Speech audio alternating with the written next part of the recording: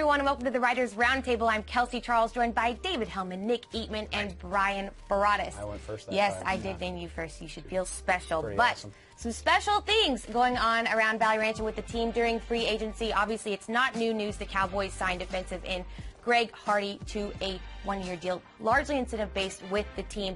The defensive line and defense in general have been an issue of concern for this team over the past couple years, really. So what I want to know from you guys, and Nick, I'll ask you first, does this signing change your draft strategy as you look to the 2015 draft? A little bit. I mean, I think that you still want to get the best player at number 27. I think if there was a great pass rushing end at 27, you would definitely take him. But I think you go into it going, all right, well, you know, we have things covered. I mean, I think they feel like they've got certain positions covered, even at running back with McFadden, that would be covered. You don't have to take that guy. You could take best available guy. Without Hardy, maybe you do, but I mean, don't forget about you're not expecting him early in the season as well. So you still take the best available person. I think they've done a good job in free agency of shoring up some of those spots. Bryan, you've been doing a lot of research on the draft, and obviously you both have the draft show on Fridays on DallasCowboys.com. Shameless plug. I am. Shameless plug. But talk to me about, you know, how your perspective changed, because obviously you were looking at defensive linemen for a while, and when we made this signing, are you looking at other things now, or are you kind of still on the same path? Well, I think you have to look at the situation, though. I think all defenses, really. I mean, the linebacker spot, the corner.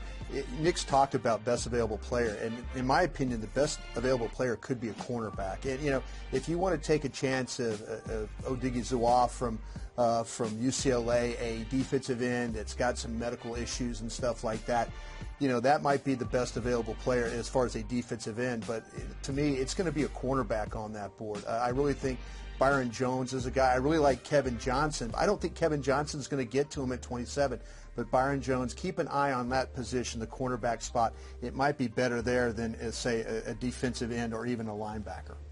Dave? I just really love, and this is basically echoing Nick, but I love what they've done in free agency in terms of if the season started tomorrow, they would be okay everywhere. I mean, for the most part. Maybe cornerback is a problem spot, I think, especially with Morris Claiborne's injury. But if they had to play a game, they'd be okay. I mean, they signed Nick Hayden. He's okay. Greg Hardy's probably got a suspension coming, but he's a good pass rusher there. 3 linebackers coming in. You bring back Doug Free. You have a veteran guy who has started games in Darren McFadden who can help replace DeMarco Murray. So they're good enough to where whatever happens with that 27th and even the 60th pick, just take whoever's the best guy because he'll be able to help you. But I don't think it by any stretch are they pigeonholed. We use that word a lot, I know, but they're not stuck taking a guy that they need to play right away. You know, which how many times have we heard that in recent years? They have to get a tackle. They have to get an end. I don't think that's true this year. But this team's plugged those guys in. They've taken first-round picks and plugged them in. But, Jason Garrett talked about this at the owners' meeting 2 weeks ago.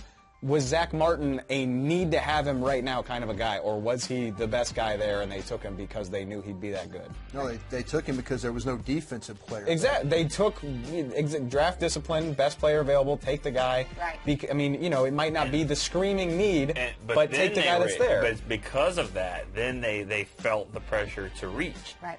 Within the second round. That's a really good point. And I guess to that point is, you know, they had Lawrence from last year. You go and get Hardy in free agency. With cornerback maybe being the one exception, I don't see a spot on the roster where they just absolutely have